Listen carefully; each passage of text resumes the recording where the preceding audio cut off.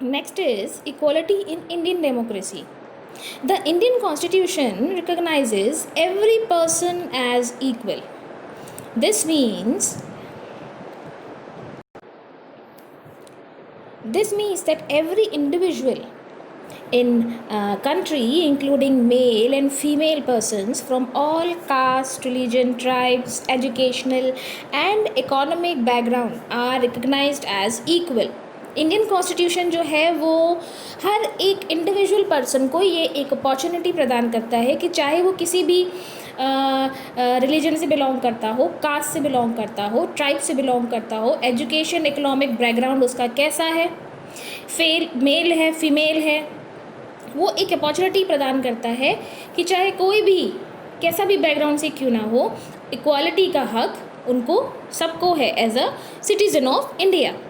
It doesn't, but at least in democratic India, the principle of equality is all persons is recognized. While earlier no law existed to protect people from discrimination, पहले किसी भी प्रकार के laws नहीं बनाए थे इस तरह के डिस्क्रिमिनेशन को जज करने के लिए या हटाने के लिए. And ill treatments, now there are several, अब बहुत सारे लॉज एनफोर्समेंट किए गए हैं to see that people are treated with dignity and equals. This recognition of equality includes some of following provisions in constitution. First, that every person is equal. सबसे first constitution में ये कहा गया कि हर एक पर्सन जो है वो इक्वल है बिफोर लॉ के सामने. What this means is that every person from the president of country to Kanta, domestic worker, has to obey the same laws. चाहे वो प्रेसिडेंट ही क्यों ना हो हमारी कंट्री का, या चाहे वो कांता जैसा दूसरे डोमेस्टिक वर्कर्स ही क्यों ना हो, सब लोग लॉ के अंतर्गत एक जैसे समान इक्वल होते हैं. उनको सबको लॉ को ओबे करना होता है. Second, no person can be discriminated against on the basis of their religion, race, caste, place or birth or whether they are male or female. किसी के भी डिस्क्रिमिनेटेड नहीं किया जाना चाहिए, चाहे उनका रिलीजन कैसा हो, रेस हो, कास्ट हो, प्लेस हो, बर्थ हो या वो मेल फीमेल हो. किसी भी स्टैंडर्ड पे उनको डिस्क्रिमिनेशन का सामना ना करना पड़े, इस चीज़ का भी लॉ इन्फोर्समेंट जो है वो कॉन्स्टिट्यूशन करता है. Next, third, every person has access to all public places. हर एक इंडिविजुअल को पब्लिक प्लेसेस में जाने का और उनकी सहूलियतें यूज़ करने का अधिकार है, including play grounds, hotels, shops and markets. All person can use publicly available wells. जितने भी पब्लिकली अवेलेबल वेल्स हैं वो सब लोग यूज़ कर सकते हैं, roads, bathing ghats. Fourth, untouchability has been abolished. Untouchability जो है उसको बिल्कुल जड़ से हटा दिया जाए. The two ways in which the government has tried to implement the equality that is guaranteed in the Constitution is first through law and second through government programs or schemes to help disadvantaged communities. दो veg ऐसे हैं जो government ने अपनाए हैं इस तरह की इनइक्वालिटीज़ को हटाने के लिए और इक्वालिटी समाज में लाने के लिए. वो कॉन्स्टिट्यूशन ने जब सबसे फर्स्ट तो ये है कि लॉ से और दूसरा गवर्नमेंट प्रोग्राम से, ठीक है, दो स्कीम्स जो हैं वो इस तरह से लागू की गई हैं ताकि जो लोग हैं उनको इस डिसएडवांटेज से छुटकारा मिल सके जो कि कम्युनिटीज़ में फैला हुआ है. There are several laws in India that protected every person right to be treated equally. In addition to laws, the government has also set up several schemes to improve the lives of communities and individuals who have treated unequal for several centuries. These schemes are to ensure greater opportunity for people who have not had this in past. बहुत सारी opportunities जो हैं वो Indian constitution ने और law enforcement ने हमको दी है ताकि हर एक इंडिविजुअल जो इस भारत में रहता है उनको समानता का अधिकार हो. One of the step taken by the government includes the mid day meal scheme. सबसे फर्स्ट स्टेप क्या है? Mid day meal scheme. This refers to the programme. ये एक ऐसा प्रोग्राम है जो कि गवर्नमेंट ने सब एलिमेंट्री स्कूल्स में इंट्रोड्यूस कराया है, जो कि चिल्ड्रन को कुक्ड लंच मिलता है वहाँ पर गवर्नमेंट स्कूल्स में. Tamil Nadu was the first state in India. Tamil Nadu एक फर्स्ट स्टेट ऑफ इंडिया था जिन्होंने ये स्कीम को इंट्रोड्यूस किया था. And in 2001 the supreme court asked all state government to begin this programme. In schools with in 6 months। और around 2001 में supreme court ने ये सारे लॉ पारिश कर दिया कि स्टेट गवर्नमेंट जो है उन सबको स्कूल्स में 6 महीने के अंदर अंदर ये प्रोग्राम जो है ये लागू कर देना है। This programme has many positive effects, बहुत सारे अच्छे पॉजिटिव इफेक्ट्स मिले इस प्रोग्राम को। These includes the fact that more poor children have begin enrolling in regular attending the school. और इसका फ़ायदा ये हुआ कि जितने गरीब बच्चे थे उन्होंने स्कूल में अपना एडमिशन कराया। These includes facts that regularly attending the school, teachers reported that earlier children would often go to home for lunch and then not return to school। पहले जो टीचर्स थे इस स्कीम लागू होने से पहले वो बोलते थे कि बच्चे जब लंच पे अपने घर जाया करते थे तो वापस से वो स्कूल नहीं आया करते थे, बट अब बच्चों को घर जाने की ज़रूरत ही नहीं है। With the midday meal being provided in school, the attendance has improved। उनकी अटेंडेंस अब बहुत अच्छी इम्प्रूव हो चुकी है। Their mothers who earlier had to interrupt their work to feed their children at home during the day now no longer need to do so। पहले जो उनकी मदर्स थी वो जो काम करती वर्किंग करती उनको घर आना पड़ता था अपना काम छोड़कर, तो अब उनको वो सब करने की ज़रूरत नहीं है। This program has also helped reduce caste prejudice। Caste prejudice को भी दूर किया, कास्ट डिस्क्रिमिनेशन जिसे बोला जाता है उसको भी इस प्रोग्राम में दूर किया। Children of all caste in the school eat this meal together. जितने भी कास्ट के बच्चे आते हैं वो सब लोग मिलकर बैठकर साथ में स्कूल में खाना खाते हैं। And in quite a few places Dalit women have been employed to cook the meal. और वहीं दलित वुमेन्स भी हैं जिनको एम्प्लॉय किया गया है ताकि वो खाना बनाएं। The mid day meal programme also helps reduce the hunger of poor students. जो गरीब बच्चे स्कूल पढ़ने के लिए आते हैं उनकी भूख मिटाने के लिए ये जो प्रोग्राम है ये बहुत ही सफल साबित हुआ। Who often come to school and cannot concentrate because their stomachs are empty। क्योंकि बच्चे जो थे वो पहले भूखे आया करते थे और भूख की वजह से अपनी पढ़ाई पर ध्यान नहीं लगा पाते थे। While government programs play an important role in increasing equality of opportunity, there is much that still needs to be done।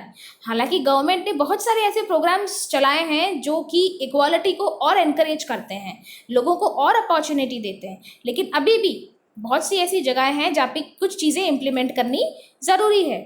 While the midday meal program has helped increase the enrollment and attendance of poor children in school, there continues to be big difference in our country between schools, and that the rich attendance to those with the poor attendant। Even today, there are several schools in the country in which Dalit children like Om Prakash Valmiki are discriminated against and treated unequally। These children are forced into unequal situations in which their dignity is not respected। आज भी हम नहीं जानते लेकिन बहुत से ऐसे schools हैं जहां वाल्मीकि जैसे बच्चों के साथ बुरा बर्ताव किया जाता है, उनको डिग्निटी और रिस्पेक्ट नहीं दिया जाता। This is because people refuse to think them as equal. क्योंकि लोग अभी भी नहीं समझ रहे हैं कि हर एक सिटीजन जो है, हर एक इंसान जो है वो इक्वल है, उसको इक्वालिटी का अधिकार है। One of the main reason for this is that attendance attitudes change very slowly। Even though persons are aware that discrimination is against the law, they continue to treat people unequally on the basis of their caste, religion, disability, economic status and because they are women। बहुत सारे discriminations हैं, caste creed से लेकर तो है, लेकिन women एक status, एक जेंडर इक्वालिटी, एक जेंडर इनइक्वालिटी वो भी हमारे देश में बहुत ज़्यादा पाई जाती है।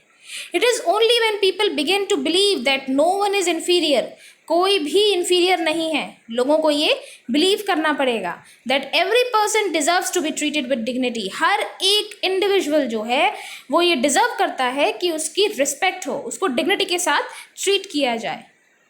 Establishing equality in democratic society is a continuous struggle and one which individual as well as various communities in India contribute to, and you will read more about this in this book। हम बहुत सारे और भी issues जो हैं इस book में हमारे आने वाले चैप्टर्स में पढ़ेंगे। Issues of equality in other democracies. You are probably wondering whether India is the only country. हम लोग अक्सर ये चीज़ सोचते हैं अपने माइंड में कि क्या सिर्फ इंडिया ही है जहाँ पर इतना स्ट्रगल होता है इन इक्वालिटी को लेकर, है ना, इक्वालिटी लोगों को मांगनी पड़ती है और अभी तक ये जो इनइक्वालिटी का ये जो इशू है ये अब तक एग्जिस्ट करता है, सिर्फ इंडिया ही है? नहीं, ऐसा और भी कंट्रीज़ हैं। लेकिन for example United States of America में American African whose ancestors were the slaves bought over from Africa, ठीक है ना। अमेरिका में जो पुराने टाइम के जो लोग थे, उनके जो एंसेस्टर्स थे, उन लोगों ने अफ्रीकन लोगों को एज अ स्लेव अफ्रीका से लेकर वो अमेरिका आए थे, और तब से वो लोग यहीं हो गए। Continues to deserve their same life today as large equality, और आज तक वो इनइक्वालिटी जो है अफ्रीकन और अमेरिकन में पाई जाती है यूएसए में। This despite the fact that there was a moment in late 1950s to push for equal rights for African Americans. Prior to this, African Americans were treated extremely unequal. बहुत ज़्यादा inequality के साथ उनके साथ behavior किया जाता है, उनके साथ behave किया जाता है, उनको ill treatment दिया जाता है, उनको black बोला जाता है, ठीक है। For example, when traveling by bus, they either had to sit at back, या तो ट्रैवलिंग जब वो बस में कर रहे हैं तो या तो उनको सबसे पीछे बैठना पड़ता है, या फिर उनको बस में चढ़ने ही नहीं दिया जाता है। Rosa Parks was an African American women. Rosa Parks एक African American women. Tired from long day she refuse to give up her seat bus to white man on 1 December 1955. Her refusal that day started a huge agitation against the unequal ways in which African American were treated. वो थक गई थी तो उन्होंने एक man को अपने पास बैठने के लिए मना कर दिया, उन्होंने अपनी सीट उसको नहीं दी, और यही एक ऐसी चीज़ थी जिसने ट्रिगर करा इन सारी इनइक्वालिटीज़ को। Came to known as Civil Rights Movement. The Civil Rights Act in 1964 prohibited discrimination on the basis of race, religion and color as well.